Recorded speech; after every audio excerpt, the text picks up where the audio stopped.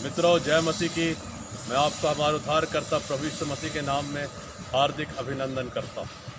और आज हम परमेश्वर के वचन से, नीति वचन की पुस्तक से एक गद्यांश लेकर कुछ खास बात सीखने जा रहे हैं। और मैं आपसे कहना चाहता हूँ कि हम वचन को आज समझने का प्रयास करें कि परमेश्वर अपने वचन के द्वारा हमसे क्या बात कहने जा रहे हैं। नीति वचन की पुस्तक, सहोपदेशक, श्रेष्ठ गीत, भजन संहिता, अय्यूब, ये वो पुस्तकें हैं जिन्हें इंग्लिश लिटरेचर सब्जेक्ट में विजडम लिटरेचर के रूप में रखा गया है। और इसमें से नीति वचन की पुस्तक से मैंने 30वां अध्याय चैप्टर 30 और उसके 24वें पद से लेकर उसके 28वें पद तक कुछ खास बातें आपके साथ बांटना चाहता हूं। जरा हम ध्यान से सुनेंगे। पृथ्वी पर 4 छोटे जंतु हैं जो अत्यंत बुद्धिमान हैं। चींटियां निर्बल जाति तो हैं, परंतु धूप काल में अपनी भोजन वस्तु बटोरती हैं। बिज्जू बली जाति नहीं, तो भी उनकी मांदें पहाड़ों पर होती हैं। टिड्डियों के राजा तो नहीं होता, तभी वो सब के सब दल बांध कर चलती हैं। और चिपकली हाथ से पकड़ी तो जाती है, तो भी राजभवनों में रहती है।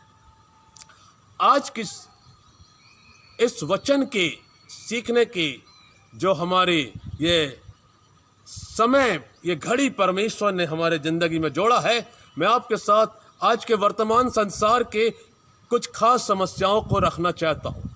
पहला, आज संसार में हम देखते हैं बहुत से लोग दुखी हैं, जीवन में निराश हैं, असफल हैं, उनके पास रोजगार नहीं है। उनको ये नहीं मालूम कि हम जीवन में क्या करेंगे, हमारे जीवन का क्या होने जा रहा है। हाल में सारे संसार में कोरोना वायरस ने तबाही मचा के रखी है। बहुत से लोगों ने आत्महत्या कर ली डर के मारे। बहुत से लोग समय से पहले काल कवलित हो गए और लोगों के घरों के सहारे खत्म हो गए। और लोगों के जीवन में ऐसा लगा कि भयानक त्रासदियां हो गई हैं और लोग अब आगे के जीवन के लिए बड़े चिंतित हैं कि क्या करेंगे। जब समस्याएं आती हैं, तकलीफें आती हैं, तो वो बताकर नहीं आती। जब जीवन में तूफान आते हैं, आंधी आती हैं, तो अचानक आते हैं। लेकिन मैं आपको बताना चाहता हूं मेरे प्रियो, मेरे पास इस समय पवित्र बाइबल है जिसमें परमेश्वर का, प्रभु यीशु मसीह का जीवित संदेश है, पवित्र आत्मा की अगुवाई है।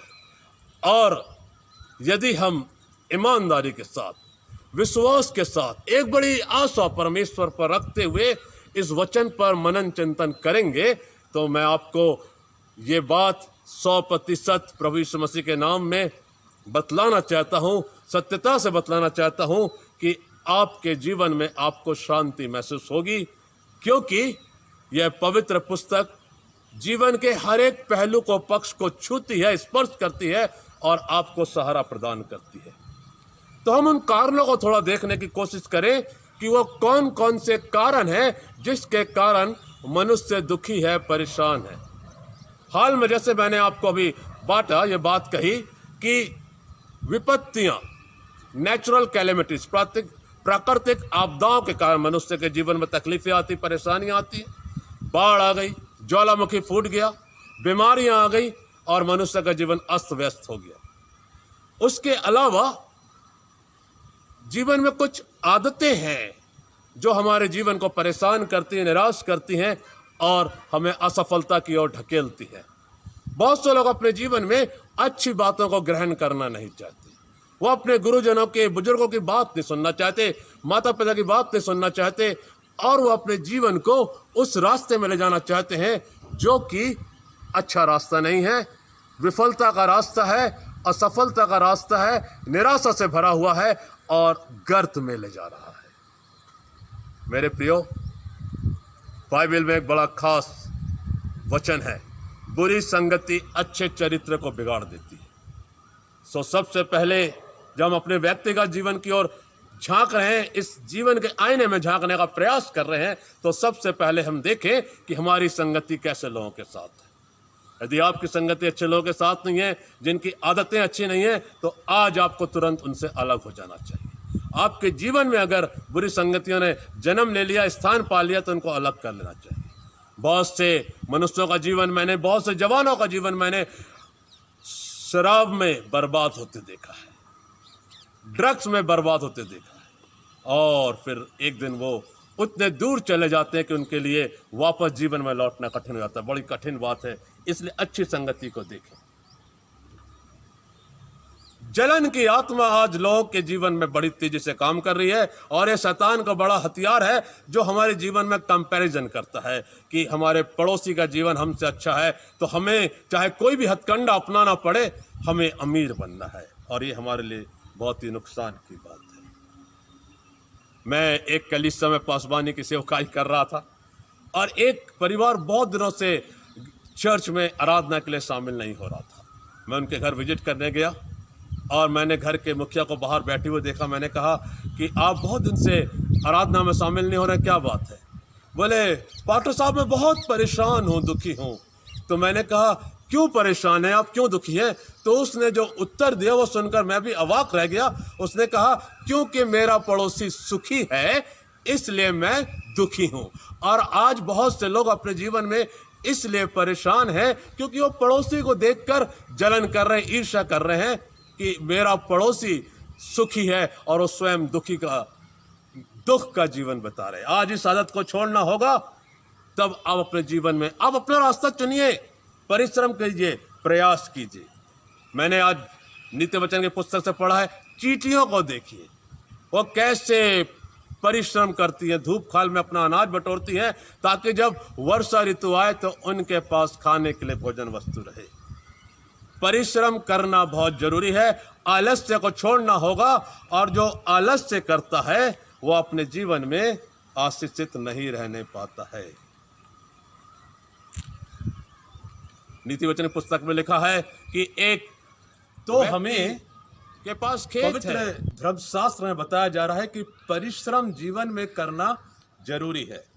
मैं नीति वचन से एक स्थल और पढ़ना चाहता हूं, जहां पर लेखक कह रहे हैं 24वें अध्याय में, मैं आलसी के खेत के पास से और निर्बुद्धि मनुष्य की दाख की बारी से होकर जाता था, तो क्या देखा कि वहां सब कहीं कटीले पेड़ भर गए हैं और वो बिच्छू पौधों से ढप गई है और उसके पत्थर का बाड़ा गिर गया है। तब मैंने देखा और उस पर ध्यानपूर्वक विचार किया। हाँ, मैंने देखकर शिक्षा प्राप्त की। एक और छोटी सी नींद, एक आलस्य को जीवन से छोड़ना बहुत जरूरी है। जिस प्रकार जो बिज्जू हैं, जिसके लिए अंग्रेजी वर्ड है रॉक बैजर्स, जो कि चट्टानों पर रहते हैं अपनी मान बनाकर, तो हमें परिश्रम करके अपने जीवन की रोटी कमाना है, कुड़कुड़ाना नहीं है। एक और बात से लोग आज दुखी हैं कि वो कुड़कुड़ाते रहते हैं, वो परमेश्वर पिता से शिकायत करते रहते हैं, हमें ये नहीं मिला, वो नहीं मिला, और अपने जीवन को दुखी किए होते हैं और परिश्रम करना नहीं चाहते। और सबसे महत्वपूर्ण बात है कि बहुत से लोग अपना जीवन यहोवा के भय में, परमेश्वर के भय में नहीं बिता रहे हैं।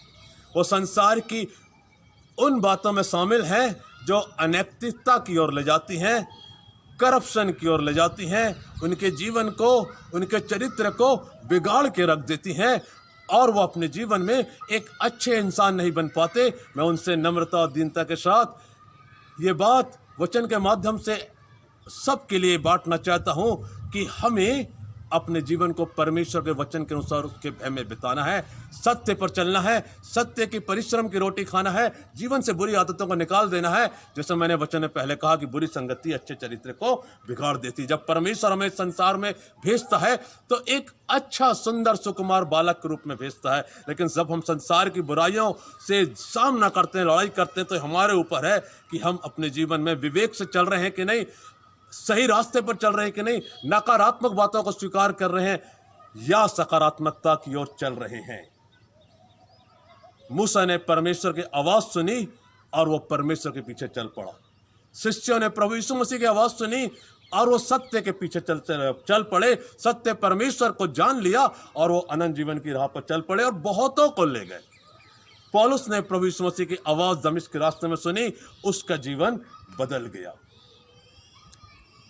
हमें अपने जीवन में जो परमेश्वर ने योग्यताएं दी हैं उनको ध्यान में रखकर अपने जीवन में आगे बढ़ना है और असफलता की चादर को, निराशा की चादर को अपने जीवन से अलग करके नए वस्त्र धारण करना, एक नए विवेक से चलना है। जीवन में वो निर्णय लेना है प्रियो कि हम जीवन में आगे और आगे बढ़ते जाएं।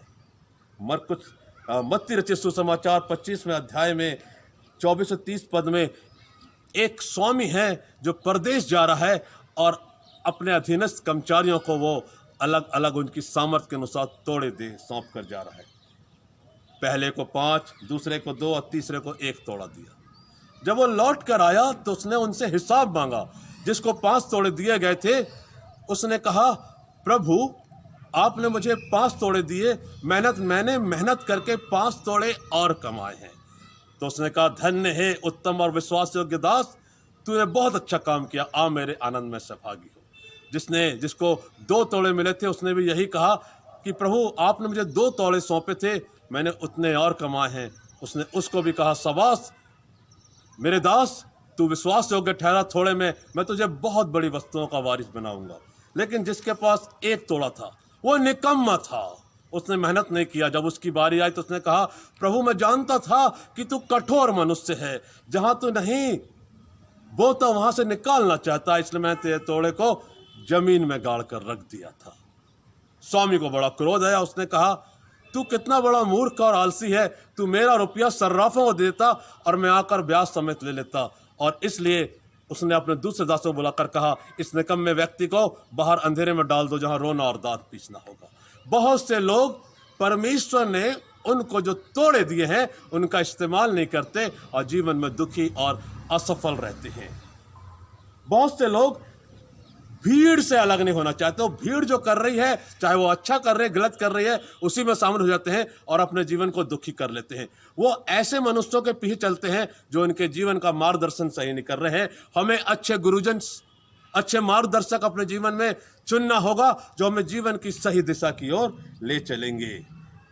जैसे बरअब्बा था, बरअब्बा डाकू था, लेकिन लोगों ने बरअब्बा को छोड़ने की पिलातुस से मांग की और प्रभु यीशु मसीह को क्रूस पर चढ़ा दिया। वो चिल्ला चिल्ला कर आंदोलन करके कह रहे थे, हमारे लिए बरअब्बा को छोड़ दे और इस यीशु नाम के व्यक्ति को क्रूस पर चढ़ा दे। आज बहुत से लोग दुष्टता के लोगों के साथ हैं, दुष्टता की संगति में हैं, इसलिए अपने जीवन में दुखी और परेशान हैं। यहूदा इस्करियोती प्रभु के साथ था, लेकिन उसने चांदी के 30 सिक्कों में अपने जमीर को बेच दिया। बहुत से लोग अपने ईमान को आज इस पृथ्वी पर बेच देते हैं और बाद में वो बड़े दुखित और परेशान रहते हैं। और उनको जो परमेश्वर प्रदत्त जो नौकरियां हैं, जो टैलेंट्स हैं, उनकी शिक्षाओं हैं, उसमें वो भ्रष्टाचार का लेबल लगाकर अपने जीवन को दुखित करते हैं। भ्रष्टाचार, अमानवीयता से बचकर रहे मित्रों, मेरे दोस्तों, ये हमें असफलता की ओर और बाद में दुखी और परेशान कर देगी, क्योंकि गलत चीज का अंत गलत ही होता है, दुखित करता है। बहुत से लोग अपनी पतित स्थिति से, गिरी हुई स्थिति से बाहर नहीं निकलना चाहते। दुनिया के विद्वानों ने कहा है कि व्यक्ति अपनी असफलता, निराशा का सबसे बड़ा जिम्मेदार स्वयं होता है। आज मैं आपके सामने एक उजाला का वचन लाना चाहता हूं। वचन में लिखा है, भजन संहिता 119, 105, तेरा वचन मेरे पांव के लिए दीपक और मेरे मार्ग के लिए उजाला है। आइए इस पवित्र पुस्तक बाइबल से हमने जो कुछ भी सीखा है, आइए जलन की आत्मा को अपने जीवन से अलग कर दे, परिश्रम की रोटी खाएं। अगर हमसे अच्छा कोई काम कर रहे हैं, उनसे सीखें कि हम उनको देखकर कैसे इंस्पायर होकर आगे बढ़ सकते हैं। अपनी पतित अवस्था से बाहर निकलें और आपको जो परमेश्वर ने तोड़े दिए हैं, टैलेंट्स दिए हैं, योग्यताएं दी हैं, उनसे अपने जीवन को निखारने का, उन्नति करने का प्रयास करें। और जो अच्छे दुनिया के कैरेक्टर हैं, जिनके द्वारा लोग उत्साहित होते हैं, उनकी बातों को सुनकर अपने जीवन में अमल करें। और सबसे अधिक जो महत्वपूर्ण बात है वो है कि परमेश्वर के भय में एक अच्छा, विश्वास योग्यता का, सत्यता का जीवन व्यतीत करें। आज हमारे चारों ओर झूठ का बोलबाला है, लेकिन याद रखिए, झूठ लंबा नहीं चलता, झूठ के पांव नहीं होते बोलते, लेकिन सत्य हमेशा स्थिर रहता है, क्योंकि सत्य परेशान तो होता है, पराजित नहीं होता। इसलिए मैं आपको आज के वचन के द्वारा उत्साहित करना चाहता हूं कि आइए एक अच्छा जीवन जिएं और जो वचन से हमने आज बातें सीखी हैं उनका अपने जीवन में पालन करें। आप निश्चय ही सफल होंगे, निराशा के बादल छटेंगे, एक आशा की ज्योति जलेगी और आप अपने जीवन में एक अच्छा आध्यात्मिक सांसारिक जीवन जिएंगे और दूसरों के लिए आदर्श नमूना बनेंगे। इस वचन के द्वारा परमेश्वर आपको बहुत बहुत आशीषित करे। आइए प्रार्थना करें। प्रभु जी, हम आपको धन्यवाद देते हैं, आपने पवित्र कलाम के द्वारा हमसे बातचीत की है। जो कुछ भी आज प्रचारा गया है सुनने वाले पर बड़ा अनुग्रह कीजिए। प्रार्थना बड़े विश्वास के साथ हमारे उद्धारकर्ता प्रभु यीशु मसीह के नाम से मांग लेते हैं, आमीन। आप वचन के द्वारा यदि आशीषित हुए हैं तो हमारे लिए प्रार्थना कीजिए, दूसरों के लिए प्रार्थना कीजिए और अपने जीवन को, परिवार को प्रभु के भय में चलाइए। प्रभु आपको बहुत बहुत बरकत दे।